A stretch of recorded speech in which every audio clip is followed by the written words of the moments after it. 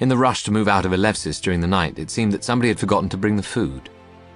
The local Greeks very quickly got wise to this state of affairs, and they were now streaming into the camp bearing vast quantities of black olives and bottles of Retsina wine.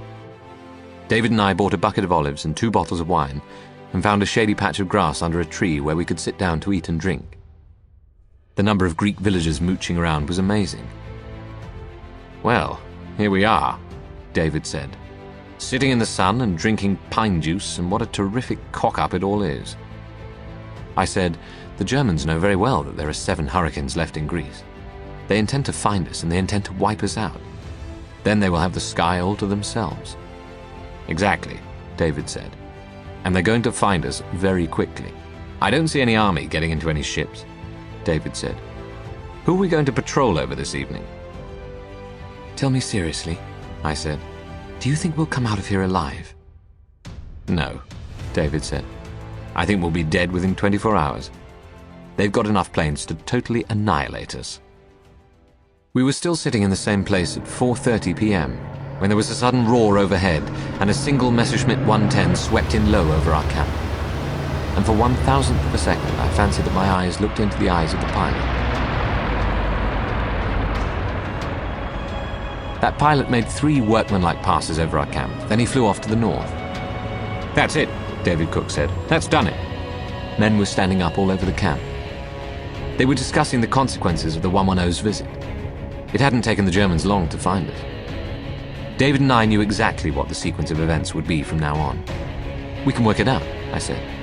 "It'll take him roughly half an hour to get back to his base and report our precise whereabouts.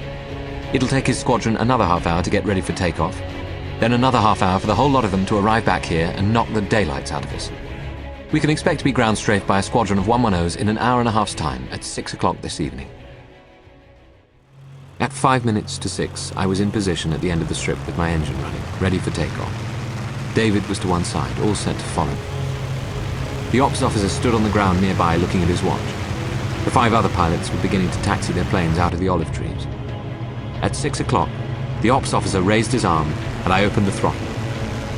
In 10 seconds I was airborne and heading for the sea. I glanced round and saw David not far behind me. He caught up with me and settled in just behind my starboard wing. I had taken off at precisely 6 o'clock. David had followed me at 1 minute past 6. Then 3 others had managed to get away, making it 5 altogether. But as the 6th hurricane was gathering speed for liftoff, a swarm of Messerschmitts had come swooping in over the olive trees. The pilot who was taking off was shot down and killed. The 7th pilot had leapt out of his plane and dived into a slip drain. So had everybody else in the camp. And there they all had crouched while the Messerschmitts swooped back and forth methodically, shooting up everything they could see: the planes, the tents, the refueling tanker, the ammunition store, the buckets of olives and the bottles of Retsina.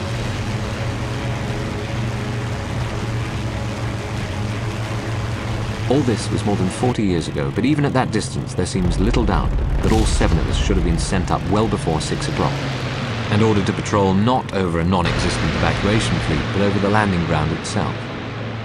Then there would have been a grand battle. We might, of course, have lost more planes that way, but we would certainly have been waiting for them, and we could have jumped them out of the sun with plenty of height advantage. I saw David looking over his shoulder. Then he looked across at me and shook his head. We couldn't speak to each other because our radios didn't work, but we had to obey orders, so we continued flying out over the sea. We learned later that the main evacuation was taking place from the beaches at Kalamata, many miles further to the west, where our navy was getting a terrible bombing from the Ju-88s and the Stukas. But nobody had told us. We were on our way back and we were just coming into the Bay of Argos again when I spotted something. It was a plane, a smallish twin-engine plane flying towards Argos and hugging the mountains of the coast. I thought. A German Schuftigkeit reconnoitering the area. It had to be a German. There were no other aircraft in Greece now except for our Hurricane, and it wasn't one of those. I'll have it, I told myself. The next thing I saw was David's Hurricane rushing right up alongside me, dangerously close, and he was waggling his fingers at me furiously, and waving a hand from the cockpit, and shaking his helmeted head from side to side. He kept pointing at the plane I was about to attack. I looked at it again. Oh my God, it had RAF markings on its body. In 5 more seconds, I'd have shot it down. But what on earth was a little unarmed, non-combatant plane doing over here in the battle zone? I could see now that it was a de Havilland Rapide, a passenger aircraft that could carry about a dozen people. We let it go and headed back towards our landing field. We were still several miles away when we saw the smoke. Some of it was black and some was grey, and it lay like a thick blanket over the landing strip in the olive grove. I trembled to think what we would discover down there when we landed, if indeed it were possible to land through all that smoke.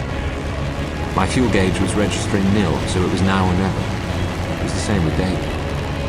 He went in first, and I lost sight of him in the smoke. I waited for 60 seconds, then went in after him.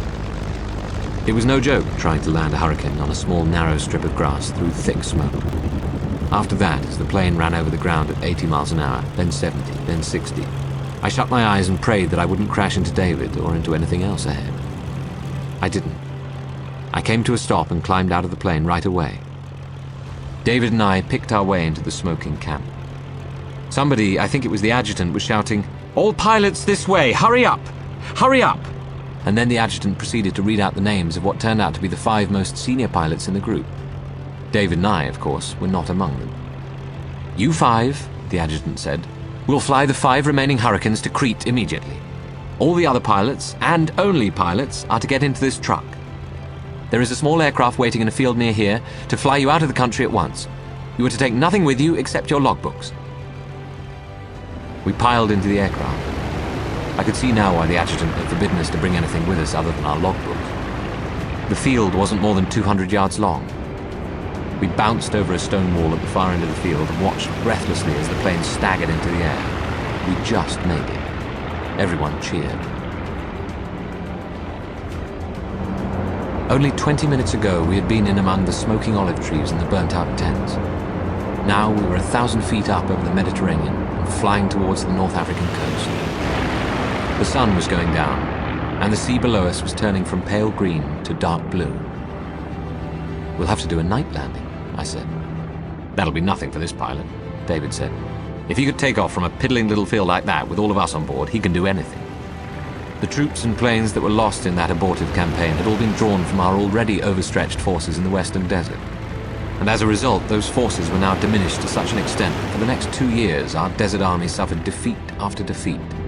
And Rommel was at one time actually threatening to capture Egypt and the whole of the Middle East.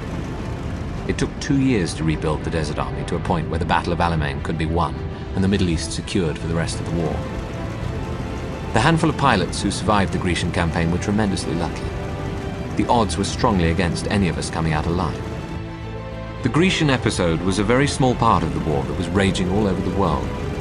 But so far as the Middle East was concerned, it was an important one.